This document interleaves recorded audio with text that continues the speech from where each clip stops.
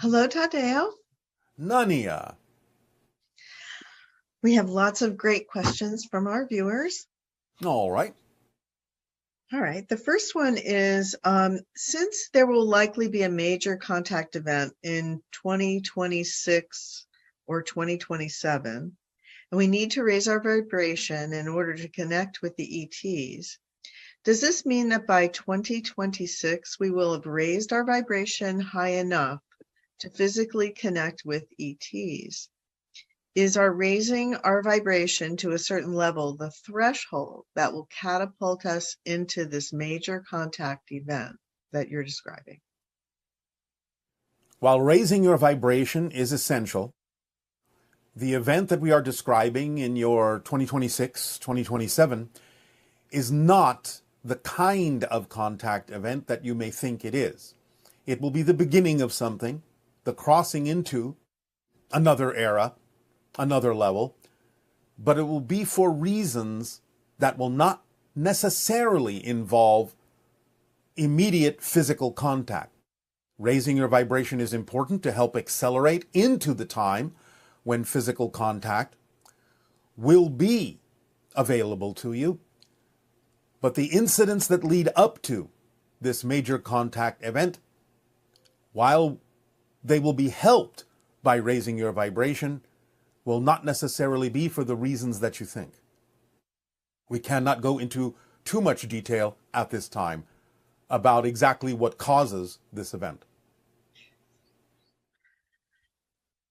Regarding the major contact event foreseen at the time we were just describing,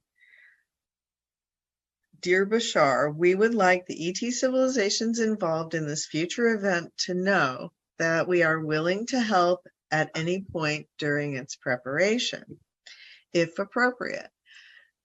We don't wish to be passive, but would be honored to begin joyful interplanetary cooperation in the spirit of beautiful relationships as we journey through the universe together. Well, all right, but again, follow your passion, follow the formula, raise your vibration. The major contact event will not necessarily be an immediate opportunity for what it is you are talking about, but it will lead to such if you continue along the path of your true self. And the reactions and responses to the major contact event will be observed by many and will determine exactly the schedule, so to speak, the agenda, so to speak, for how open contact may proceed from that point forward. You've described how direct physical encounters with extraterrestrial beings like yourself and others of higher vibration can cause psychic shock if the person meeting them hasn't raised their vibration enough. As some humans raise their vibration by following their passion, can something similar happen between those humans of higher vibration and other humans whose vibration is not as high? Or would that manifest directly due to the flavor of vibrations here on Earth? Yes, it will be somewhat different, although you may experience the difference more in the direction of people not necessarily associating with each other anymore if they are in fear of examining themselves, in fear of being aware of the different negative or fear-based belief systems within themselves. It is possible that humans of higher vibration may coax those fear-based beliefs closer to the surface, but because you are all on Earth, everyone still has the idea of a choice to avoid or ignore those that they may be afraid to face because it reminds them of things that they may not want to look at within themselves. So while it is possible that the higher vibration may coax people to look at themselves on Earth, it is a little bit different in that they have the choice to move away, walk away, ignore that vibration. So it will not be identical to the effect that would happen if you were, for example, to meet one of us. Okay, thank you. Just as you and a number of Earth futurists have expressed the need for us to realize that we are part of nature rather than separate from it, I'm curious about what events would lead to that awakening and a transition to an Earth where that is the case. Does open contact, for example, contribute to that, and how? Of course, open contact would contribute to your understanding of your expression as nature because it is built into the vibration of many extraterrestrial species to understand themselves that way as well. So that vibration is part of the formula of the frequency you would experience from all of us because we understand ourselves as expressions of nature. Therefore, it comes with the package, so to speak, that you would begin to face things within yourself that would put you in touch with your expression as nature as well. Okay. And how will universities in particular change after first contact? Well, obviously, there will be more discussion, more exploration of the idea that you are not alone in the universe. There will be courses that will begin to teach you about the different extraterrestrial species that would be appropriate for you to experience. There will be deeper understandings of certain ideas in the past that will come into the present again, because certain knowledge has been, shall we say, lost over time that will be reclaimed, regained, and re-explored. There will be many different kinds of investigations into your own nature as well as the nature of the extraterrestrials that you will be experiencing in open contact. Plus, you may allow different techniques of teaching to occur in your universities and other levels of schooling that will be more reflective of interactive experiences based on the way that extraterrestrials may explain to you, as we have explained to you from time to time, how it is we learn things, how it is we teach things, more by interactive experience than the idea of rote memorization. So your techniques of teaching may also change based on what you are willing to adapt to and adopt into your schools based on what you learn from us. Sounds really exciting. Yes. Um, what will open contact mean for the great apes on planet Earth? Will the higher energies of ETs also accelerate their evolution to the same intellectual standard as humans? No, it will be different. But as we have said, open contact is not just with humans, it is with all life on your planet. But each species has its own direction, its own path, its own evolutionary goal, so to speak. It will not be the same as humans exactly, but they will advance, they will evolve, but it may not be something that you can necessarily relate to right away unless you are sensitive to their communication and they become sensitive to yours in a different way. It will mostly involve the idea of telepathy rather than the idea of having the same expression of intellect that humans do. So is there a frequency that telepathy is a natural, automatic kind of thing? Yes, the frequency of unconditional love. And what about like in cycles per second? Well, the idea, again, is that when you operate above 200,000 cycles per second, then it becomes more natural to experience the idea of telepathic communication.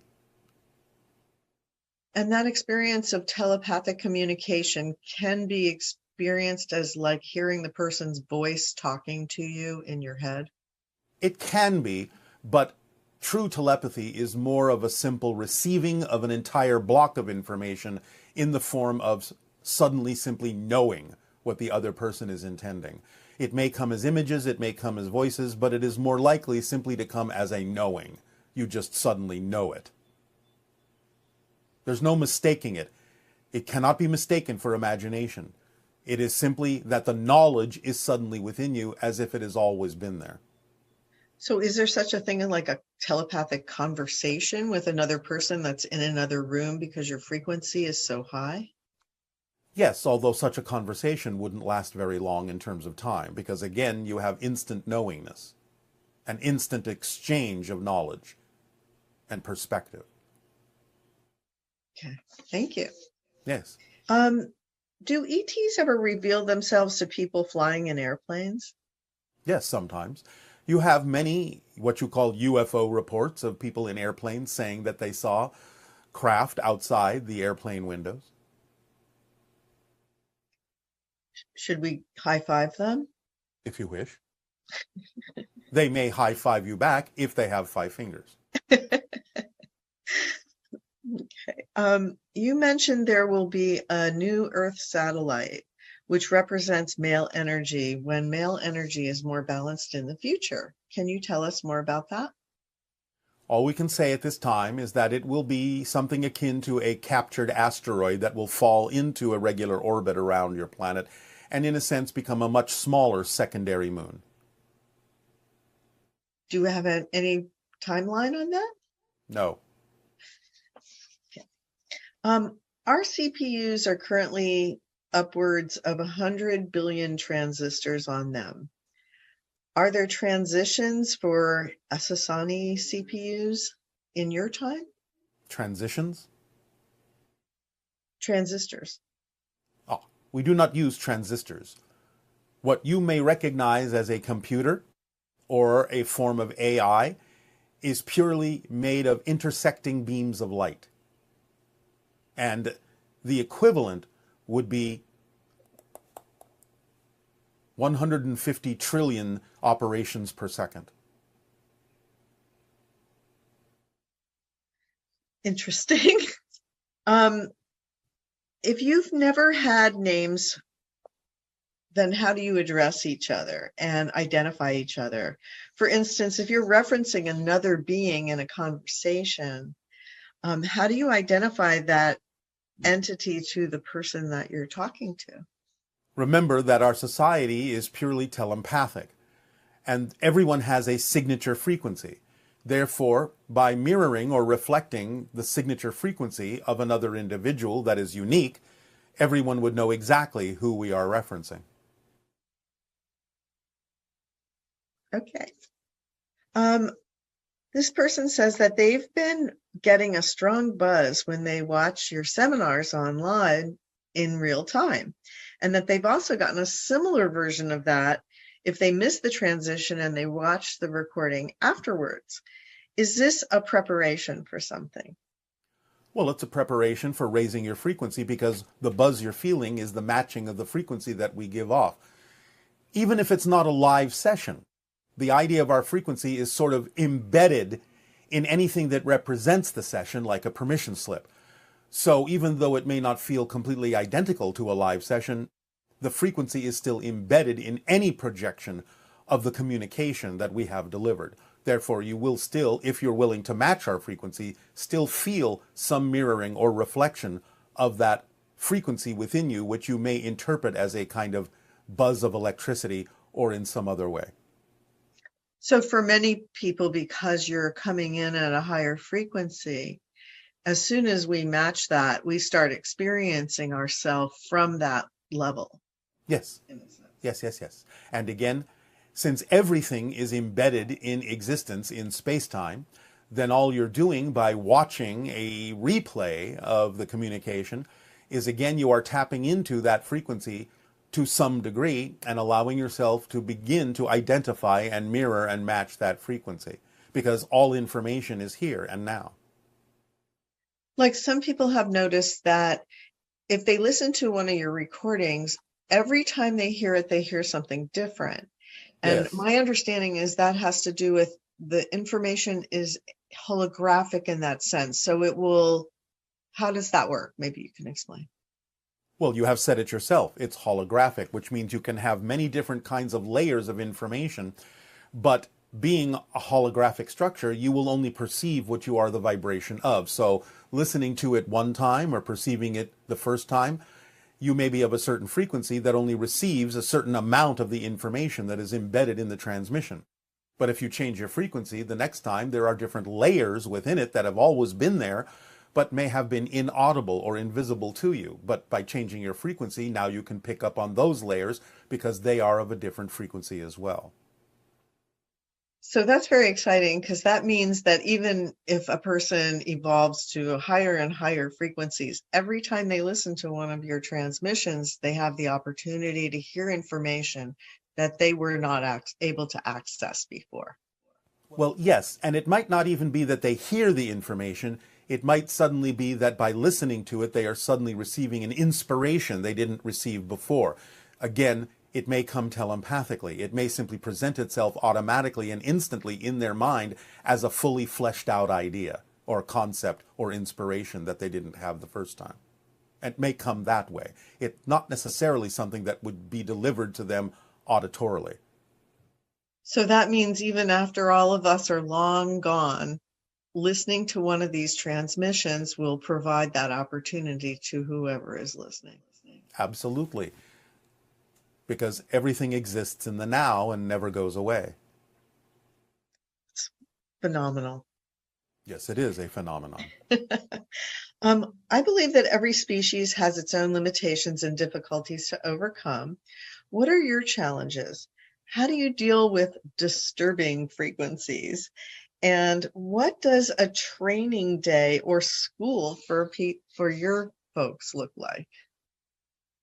Well, in dealing with different civilizations, which is what I do all the time since I'm a first contact specialist, it's about understanding and investigating and deeply identifying with the civilization.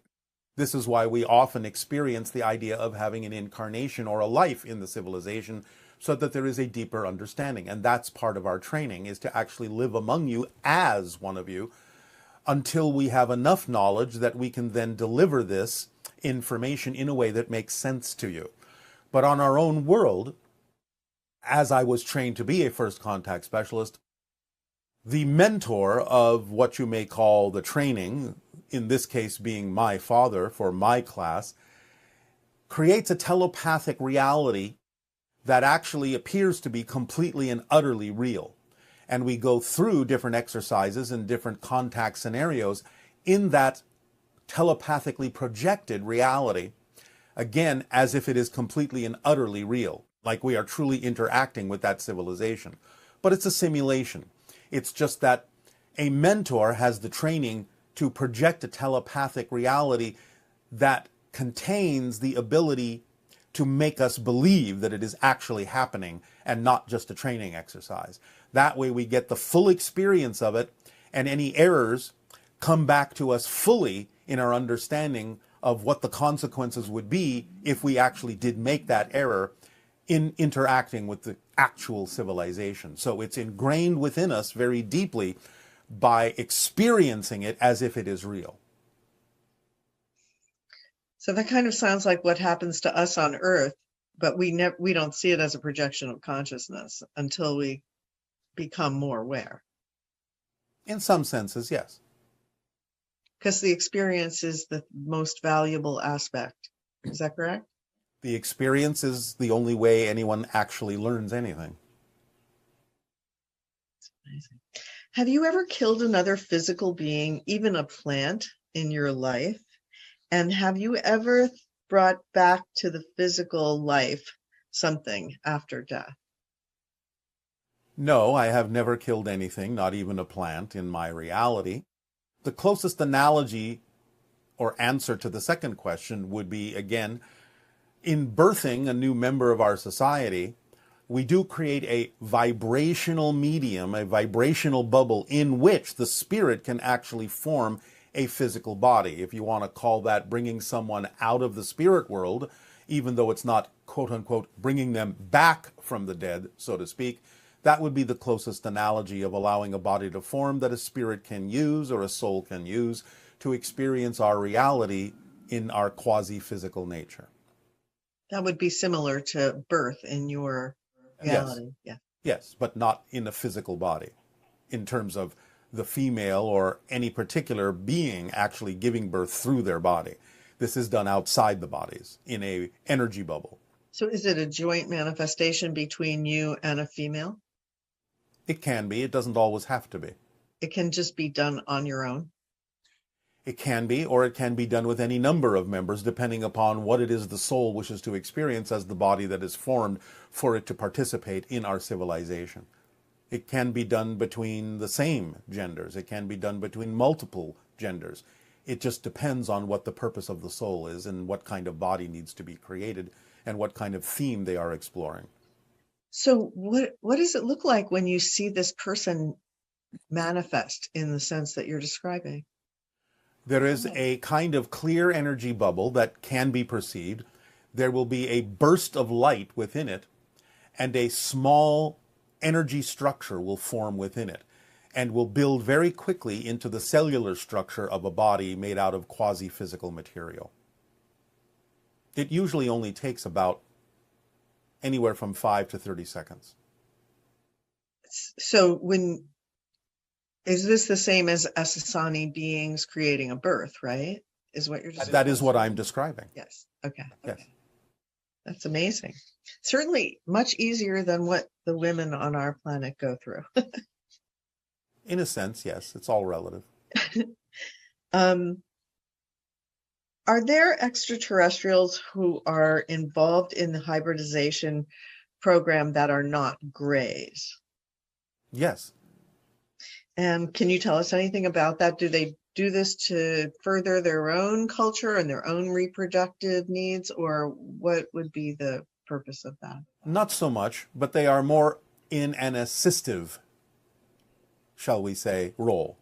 Because you have heard tell that when people go on board the ships and they know they are involved in the hybridization agenda, they have also reported beings like the mantises, what you call the tall whites, and several other kinds of beings that are acting in an assistive role for the idea of helping with the evolution of Earth into the sixth hybrid race. So, no, other civilizations don't necessarily use the DNA in the same way the Greys have to perpetuate their culture into creating hybrids such as ourselves, but they are playing an assistive role because they are connected and, shall we say, watching over and observing and participating in the evolution of humanity on Earth. Because as we have said, there are many different kinds of stories being played out here. So it's quite exciting.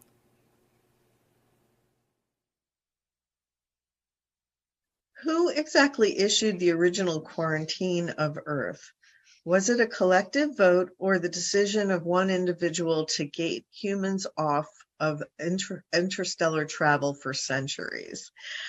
Are those beings still physically alive to see the results of their decisions? There is a misunderstanding in the way this question is being asked. The so-called quarantine is for your benefit. The idea is that you're not prevented from interstellar travel. If you were open enough to create techniques technologically to have interstellar travel today, you could. It's just that the quarantine is for the purpose of not intervening or interfering in any negative way that would interfere in your process of discovering who you are. You are not prevented from doing anything. And the idea of the origin of this is between your collective consciousness and the collective consciousness of your spirit guides and the collective consciousness of the Interstellar Alliance in recognizing the sovereignty of the paths that you have chosen as a collective species to explore reality and to evolve in the way that you have deemed necessary for yourselves. We help by letting you know that there may be smoother and easier ways and faster ways to do this, but the decisions really are up to you as to when you are ready for the idea of removing the quarantine. You are no longer quarantined as far as we are concerned. It's now in your hands and up to you to determine what you are capable of doing when you bring your belief systems into alignment with your expressions as reflections of all that is. Okay, and this question comes from someone's 9-year-old daughter, and she wants to know if it ever snows on Asasani. Not really, because our axis tilt is not as severe as Earth's, and our orbit is nearly circular around our star. Most of our temperature is temperate, it's moderate. Somewhere around, generally speaking, give or take a few degrees, what you would call about 73 degrees Fahrenheit. Now, on the North and South Poles, depending on certain conditions that happen at rare times, there may be a buildup of frost, there may be a little bit of ice, but it does not snow on our planet in the way that you are familiar with experiencing snowfall. And do you have a pet or did you have a pet while you were growing up as a child? We do not keep pets per se in the way that you do. There are animals on our planet that come and go freely, and I have many associations and many relationships with different animals on my planet ever since I was a child and even into my adulthood. So we interact with animals in much the same way that we interact with the people on our planet and the plants on our planet. It just goes off the pure synchronism of what needs to show up when it shows up, and that's exactly the right timing for that interaction and relationship to go on. Have you ever experienced your version of swimming with the dolphins and the whales? Oh, yes. Like physically, have you gone into the Essassani Sea and Yes, swam? yes, yes, yes, yes. There are actually special pools that exist in certain areas, channels that lead into certain kinds of pools where the version of aquatic life that we need to interact with can actually swim more deeply into the land so that different beings can interact with them without necessarily being out in the open ocean.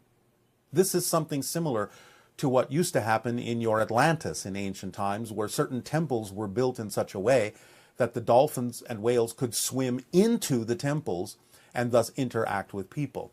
So we have this tradition on our planet where there are certain places where channels, canals, and pools are created and exist, some in natural form and some artificial, where certain aquatic beings can come in and interact more deeply into the land. Do you have to wear a snorkel when you do this? No, So can you breathe underwater? no, but we can hold our breath for a long time. How long? On average, about 20 minutes. So you're like a cetacean. In many ways, and again, remember, we are quasi-physical. So the idea of breathing is not completely necessary in the same way that it is for you, at least not as often. And what would be the largest cetacean on your planet? What we have termed the Asiza, that which is sort of a whale-like creature that has stripes a little bit like a zebra. How big is it? It can range from about 30 feet up to about 100 feet. And do you have other types of cetaceans? We have some of your dolphins on our planet that have been transplanted. Have some of them come back here again? A few, on rare occasions, but most remain on Essassani. Very exciting. Yes. If someone were to, in your time, choose to act in a way that was disharmonious or even rebellious or break laws or whatever, what happens? Is there law enforcement? How does this work? Well, nobody does that in our civilization. So it's kind of only a hypothetical. If it were to happen, which again is not something that actually has happened in our civilization, the idea is that what you call the laws are simply the laws of existence. And because there is a certain kind of momentum that exists energetically in our planet, because we have been choosing positive ideas for so long, it is very challenging for us to actually go in the other direction. There's actually kind of an inertia that makes it more challenging for us to choose to do things that are negative or fear-based, or do something against the synchronism that perpetuates our society. It would be like, if you want a simple analogy, like attempting to move in a direction that is filled with molasses. You simply have a struggle going in that direction because of the momentum of the direction that we're all synchronistically moving in. So those things don't really happen on our planet, and the self-regulating energy of the synchronistic way in which we function usually, if anyone were to go in that direction, would usually push them back into the positive direction because of the momentum that is built in our evolution. So does that mean that anyone who functions at the frequency that your civilization does Yes. would automatically always choose positive rather than expressing any negative? Yes. Unless there is a very, very specific reason why something different would need to exist in the society, And more commonly than not, if such a thing were to happen, it would only be kind of like, well, what you would call a stage play. It would be something that would be explored because it would be practice for dealing with civilizations like yours that do make negative choices and fear-based choices. And for that purpose, we might explore it, but we understand it's not actually the choice that is a life choice for an individual. It would only be a temporary expression for a positive purpose of instruction and education.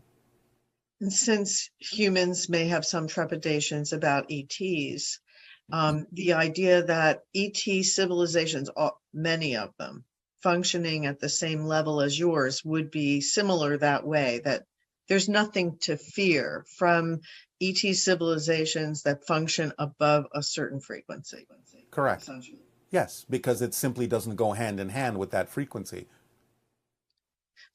Is there any that we know of that function at like a lower frequency, like the Pleiadians or the gray? Well, the grays don't exist now, so yes, but the idea of the grays, as they are weaning out, becoming the hybrid civilization, is, again, remember, they're not true extraterrestrials. They're mutated humans from a parallel Earth.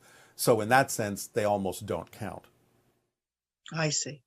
That's why you can interact with them. So just to get really specific, like what frequency level do most of these ET civilizations that we're hearing about, like the Pleiadians or others, what high enough? We're not going to give you numbers. Okay, but they're high enough that we don't have to be concerned about them doing something negative to us. No.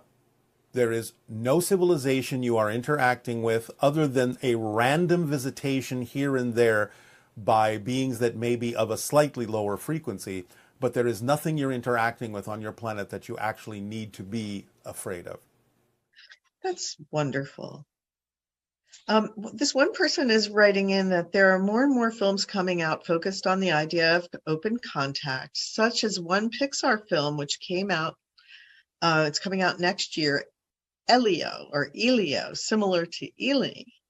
While you explain that means the reflection between us, this film is supposed to be about a boy who gets transported to the other side of the universe to be an Earth ambassador to other societies throughout the universe. Yes. Can you comment on this collective manifestation? Well, as we have said, all of your art usually reflects shifts in your consciousness. So because you are now more open to exploring the idea of open contact, obviously your art is going to reflect that in a variety of ways.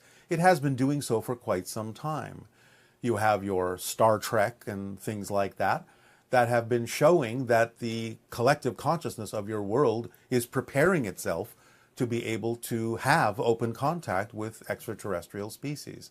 So you're bound to see more of this as you get closer to the idea of open contact being a real experience for you on a daily basis. Just wonderful.